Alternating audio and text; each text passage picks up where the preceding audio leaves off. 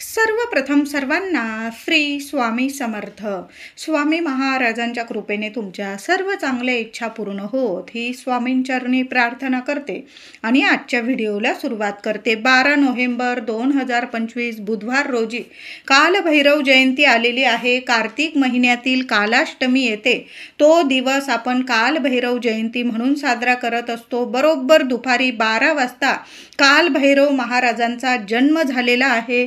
कालभैरव महाराज हे कडक शिस्तीचे देवता आहे. यांचा अवतार हा शिवशंकरांचाच अवतार आहे. देवादिदेव महादेव यांचाच अवतार कालभैरवांचा आहे.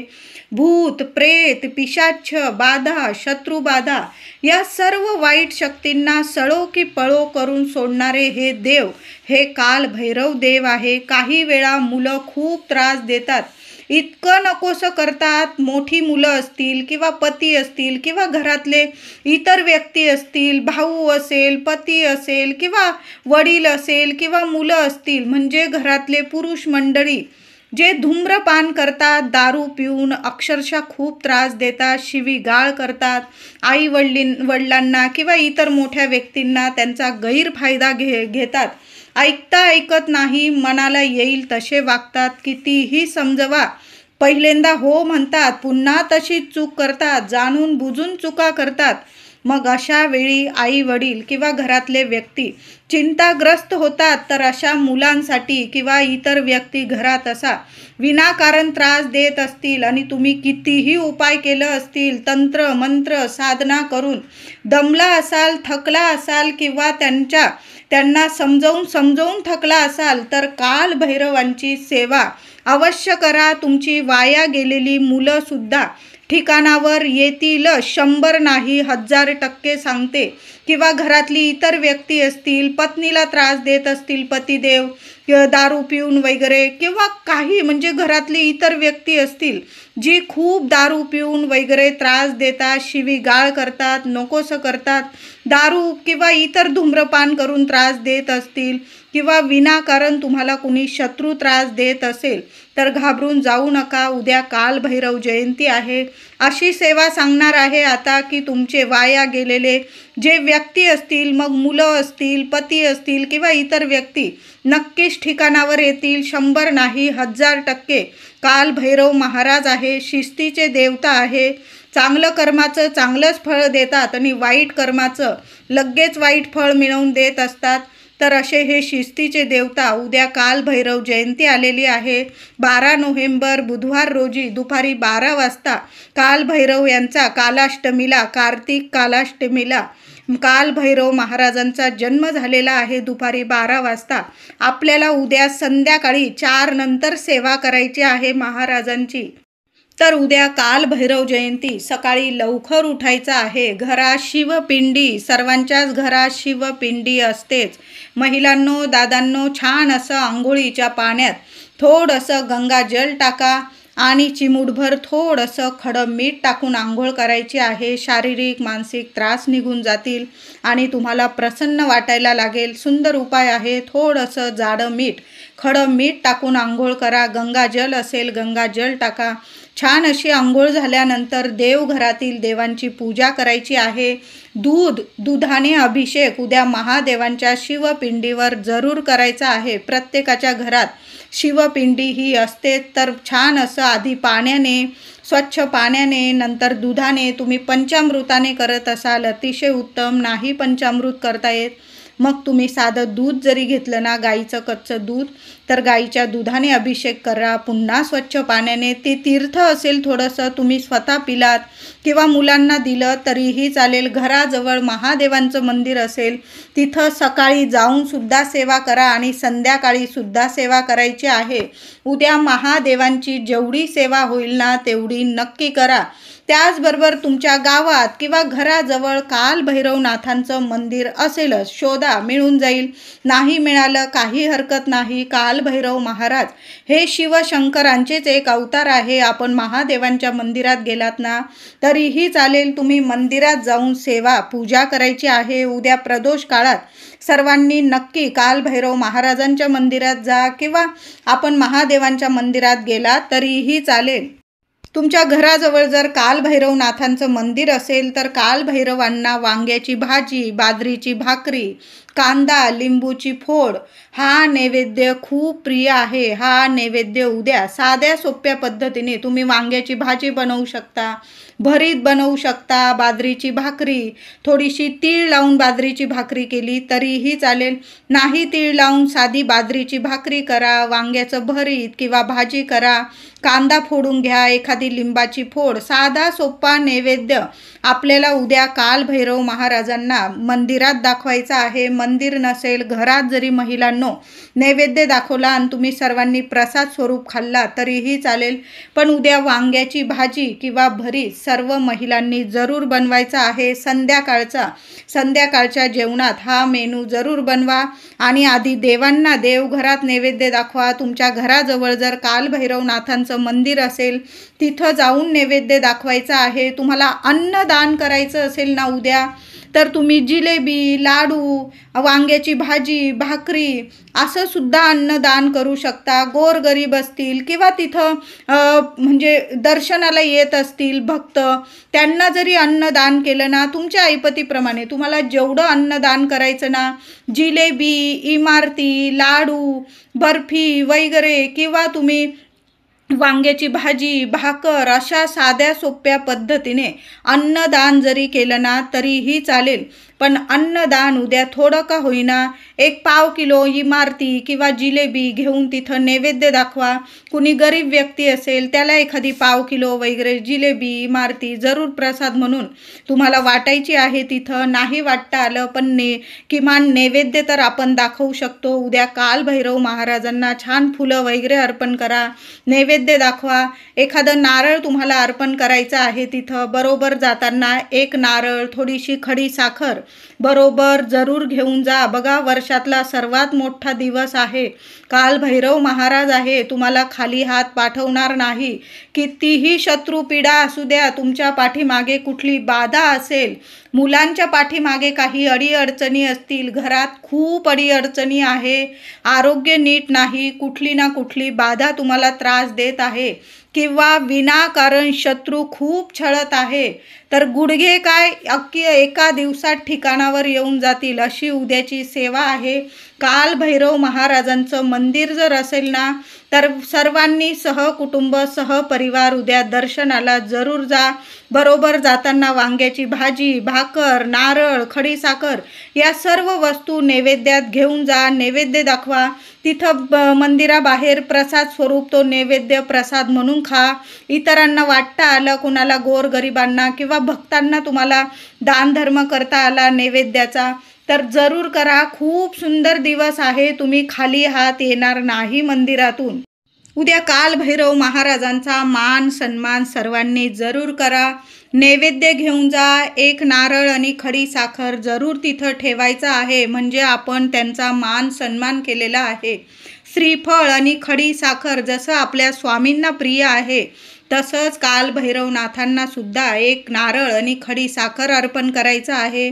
त्यांचा मान सन्मान करायचा आहे. जो नैवेद्य नेलेला असेल तुम्ही वांग्याची भाजी, भरीत, भाकर वगैरे तो तिथं नैवेद्य दाखवा. तो तिथंच जरी ठेवला तरीही चालेल किंवा तुम्हाला प्रसाद स्वरूप घरी आणायचा असेल तर तुम्ही घरी पण आणू शकता आणि सहकुटुंब सहपरिवार तो नैवेद्य प्रसाद म्हणून सुद्धा खाऊ शकता किंवा तिथं तुम्ही वाटला तो नैवेद्य प्रसाद म्हणून तुमच्यावर आहे. पण 1 नारळ आणि खडी साखर उद्या प्रत्येकाने कालभैरव महाराजांना अर्पण करायचीच आहे. म्हणजे वर्षातला आपला सर्वात मोठा मानपान आपण त्यांचा केलेला आहे. बघा खाली हात येणार नाही तुम्ही. आणि बरोबर जाताना तुम्हाला 1 दिवा बरोबर घेऊन जायचा आहे. महिलांनो दिवा बरोबर नक्की घेऊन जा. मी तर म्हणते कणकेचा दिवा तुम्हाला तयार करता आला तर कणकेचा दिवा बरोबर तयार करून घेऊन जा. 1 चौमुखी दिवा कणकेचा उद्या महाराजांच्या मंदिरात लावायचा आहे. आता नाही वेळ मिळाला, लहान लेकरं आहे तर मग तुम्ही मातीची पंती जरी घेऊन गेला ना, चौमुखी तुम्हाला तेलाचाच दिवा लावायचा आहे. मोहरीचं तेल असेल किंवा तिळाचं तेल असेल किंवा जे तुम्ही देवांसाठी दिव्यांसाठी तेल वापरता ते तेल टाका. 4 दुहेरी वाती टाकायच्या आहे आणि त्या दिव्यामध्ये तुम्हाला अख्खे 11 उडीद टाकायचे आहे. जास्त टाकायचे असेल 21 उडीद टाकू शकता. किमान 11 काळ्या उडदाचे दाणे तुम्हाला त्या दिव्यामध्ये टाकायचे आहे. कालभैरव महाराजांची सेवा, नैवेद्य, मानपान करून घ्यायचा आहे. नमस्कार करायचा आहे आणि तुम्हाला एखाद्या कोपऱ्याला, महाराजांच्या चरणाशी एखाद्या कोपऱ्याला चौमुखी दिवा लावून द्यायचा आहे. कणकेचा लावू शकता किंवा मातीची पंती लावू शकता.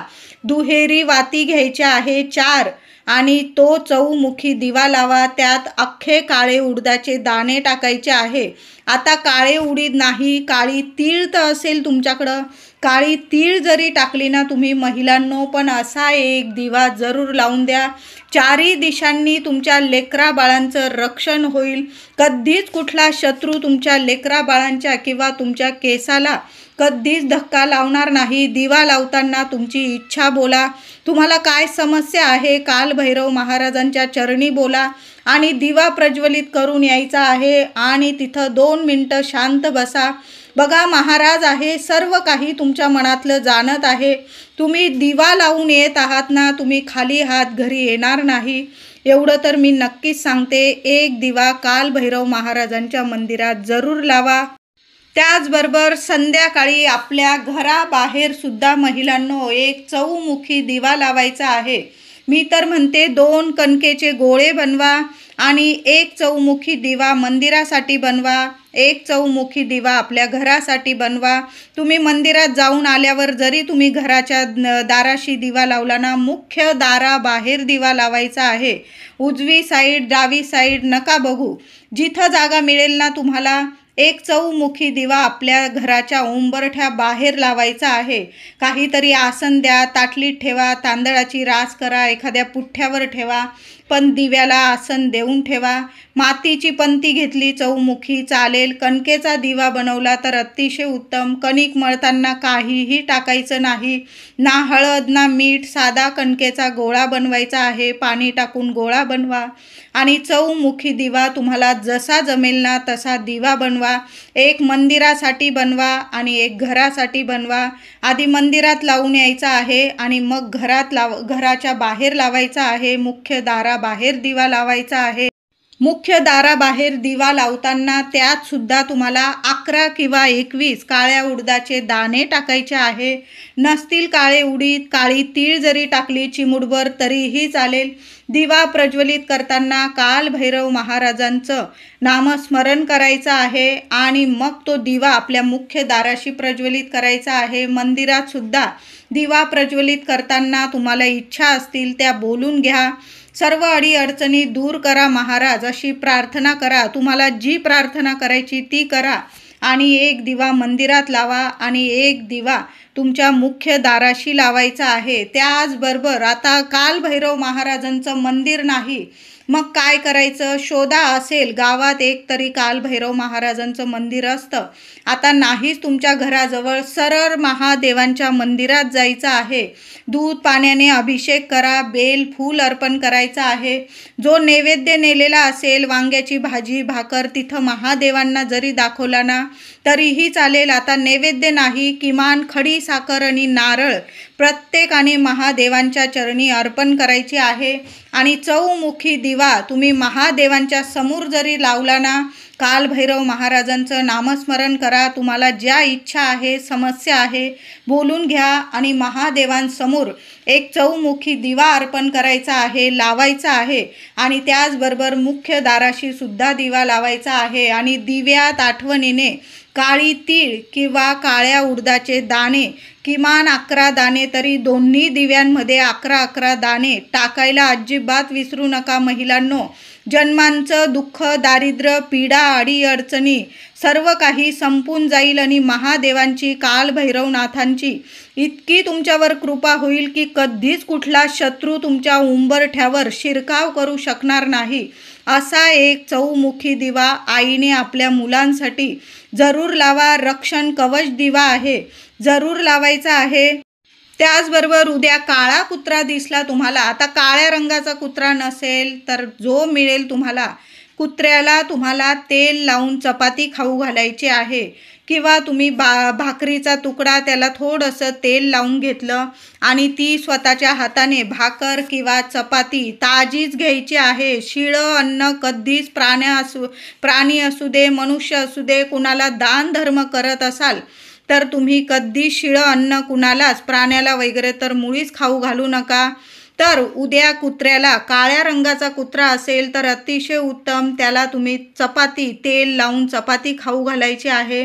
चपाती नसेल, भाकरी बनवलेली आहे, भाकरीला थोडंसं तेलाचं बोट लावा आणि खाऊ घालायचं आहे. काळ्या रंगाचा नसेल, जो कुत्रा मिळेल तुम्हाला त्या कुत्र्याला नमस्कार करा आणि तो भाकरीचा किंवा चपातीचा तुकडा स्वतःच्या हाताने खाऊ घालायचा आहे.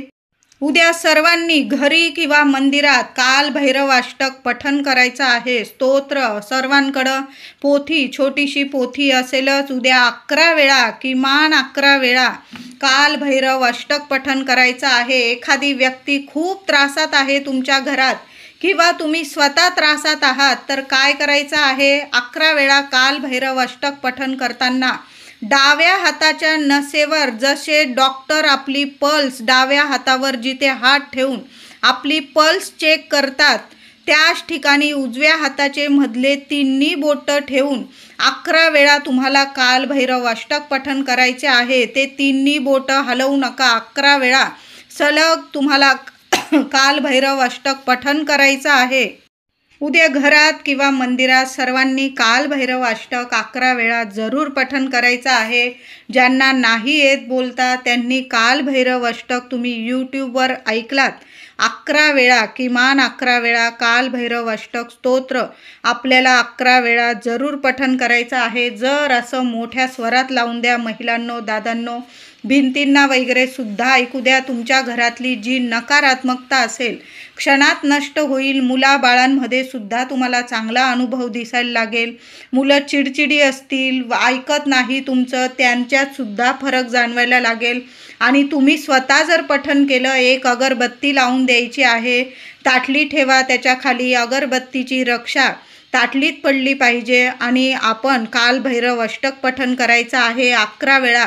आणि नंतर ती रक्षा सर्व मुलांना, तुमच्या मुलांना, तुम्ही स्वतः लावा, पती पत्नी घरातल्या प्रत्येक व्यक्तीला काल भैरव महाराजांचं नामस्मरण करा आणि ती रक्षा, अभिमंत्रित रक्षा काल भैरव अष्टक पठण केल्यानंतर जी रक्षा अगरबत्तीची उरलेली राहील ताटलीत, ती रक्षा सर्वांनी लावायची आहे. महिलांनो, खूप सुंदर अनुभव येतात.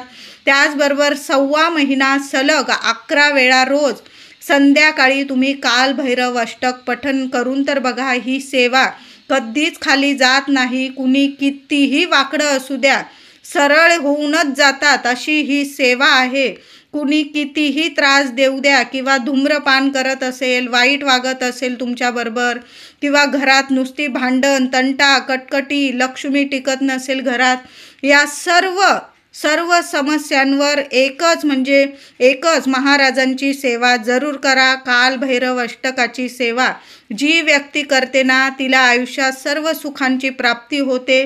कधीच कुठली नजर, बाधा, रोग, राई, शत्रू कुणीच काही त्रास देऊ शकत नाही अशी ही सेवा आहे. काल भैरव अष्टक 1.25 महिना रोज न चुकता रोज पठण करायचं आहे. आता रोज 11 वेळा काल भैरव अष्टक नाही पठण करता आलं, किमान 1.25 महिना 1 वेळा जरी पठण केलं ना, संध्याकाळी हातपाय धुवून घ्यायचं, दिवे लागणीला दिवा अगरबत्ती करून घ्यायची, आसन घेऊन बसायचं, एक अगरबत्ती लावून द्यायची आणि रोज न चुकता किमान 1 वेळा जरी तुम्ही काल भैरव अष्टक स्तोत्र पठण केलं ना तरीही चालेल. 11 वेळा झालं तर 11 वेळा करा, नाही जमलं किमान 1 वेळा करा. पण उद्या काल भैरव जयंतीला 11 वेळा काल भैरव अष्टक सर्वांनी जरूर पठण करा. जी व्यक्ती 1.25 महिना काल भैरव अष्टक पठण करते, कसाही शत्रू असेल, बाधा, नकारात्मकता दूर होते म्हणजे होते. विनाशकाली बुद्धीचा नाश होतो. तुम्ही ही सेवा जरूर करून बघा. जी व्यक्ती बाधित आहे किंवा खूप त्रास आहे तिला, किंवा आरोग्य नीट नाही त्या व्यक्तीला कालभैरव अष्टक पठण करून झाल्यानंतर जी रक्षा ताटलीत पडलेली असेल अगरबत्तीची, अगदी थोडीशी बारीक थोडीशी चिमूटभर रक्षा पाण्यात मिसळून जरी प्यायला दिलं ना किंवा कपाळी जरी लावून दिलं ना, खूप अनुभव चांगला येईल, बाधा दूर होईल, आरोग्य नीट होईल, ती व्यक्ती आरोग्यदायी कायम राहील आणि तिची बुद्धी सुद्धा तीक्ष्ण होईल. मुलांना त्रास असेल, तुम्हाला त्रास असेल तर ही सेवा उद्यापासून 1.25 महिना जरूर करायची आहे. महिलांनो, उद्या कालभैरव जयंती. घराची इडा पिडा दुःख दारिद्र्य निघून जाण्यासाठी आपल्याला एक वस्तू आपल्या घराबाहेर फेकायची आहे. काय करायचं आहे? थोडेसे उडदाचे काळ्या उडदाचे दाणे हातात घ्यायचे आहे. काळे उडीद नाही, चिमूटभर काळी तीळ तर असेल तुमच्याकडं, काळी तीळ घ्या. काळी तीळ नाही, काळी मोहरी तर असेल, आपण जेवणात वगैरे वापरतो ती काळी मोहरी घ्या हातात. काळ्या उडदाचे दाणे असतील तर उडदाचे दाणेच घ्या. थोडेसे उडदाचे दाणे उजव्या हातात घ्यायचे आहे किंवा काळी तीळ उजव्या हातात घ्या किंवा काळी मोहरी उजव्या हातात घ्या. मागची जी भिंत असेल तुमची, जो मागचा रूम असेल तुमचा, त्या रूमपासून तुम्ही ती मोहरी किंवा काळ्या उडदाचे दाणे संपूर्ण घरभर फिरवत फिरवत घराबाहेर जायचं आहे तुम्हाला. आणि तुमच्या घराबाहेर एखाद्या कोपऱ्याला ते उडदाचे दाणे किंवा मोहरी किंवा काळी तीळ तुम्हाला फेकून यायची आहे बाहेर. पण ही सर्व सेवा करताना, हा उपाय करताना तुम्हाला जी इडापिडा असेल, जे दुःख दारिद्र्य असेल, मुलांच्या अडचणी असेल, ते तुम्हाला घरातून ती वस्तू हातात घेऊन फिरताना बोलायचं आहे की माझी ही पीडा दूर होऊ दे, माझं दुःख दारिद्र्य दूर होऊ दे, माझ्या मुलांच्या अडचणी क्षणात नष्ट होऊ दे. कालभैरव महाराजांना तुम्हाला प्रार्थना करायची आहे आणि ती उजव्या हातात घेतलेली वस्तू तुम्हाला एखाद्या कोपऱ्याला, एखादं झाड वगैरे असेल तिथं जरी टाकून आला तरीही चालेल. घरात आल्यानंतर हातपाय धुवून घ्यायचे आहे तुम्हाला आणि मग घरात वावर करायचा आहे. खूप सुंदर उपाय आहे, करून तर बघा. तुमच्या हातात, उजव्या हातात काळ्या उडदाचे दाणे घ्या किंवा मोहरी घ्या किंवा काळी तीळ तुम्हाला तुमच्या घरभर फिरवायचे आहे आणि रात्री घराबाहेर टाकून द्यायचे आहे.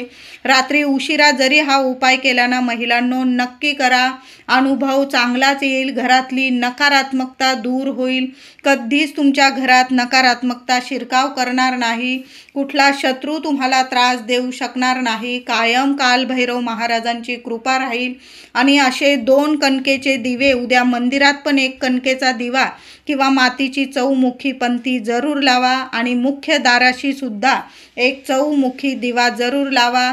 कुत्रा दिसला, काळा दिसू दे किंवा इतर रंगाचा, कुत्र्याला सुद्धा काहीतरी अन्नदान जरूर करा. जेवढी सेवा होईल ना, उद्या कालभैरव जयंती आहे, शिस्तीचे देवता आहे, मोठे मोठे शत्रू हात टेकून देतील अशी ही सेवा आहे. खूप सुंदर दिवस आहे. व्हिडिओ आवडला असेल लाईक करा, शेअर करा, चॅनलला कृपया सबस्क्राईब करा. धन्यवाद.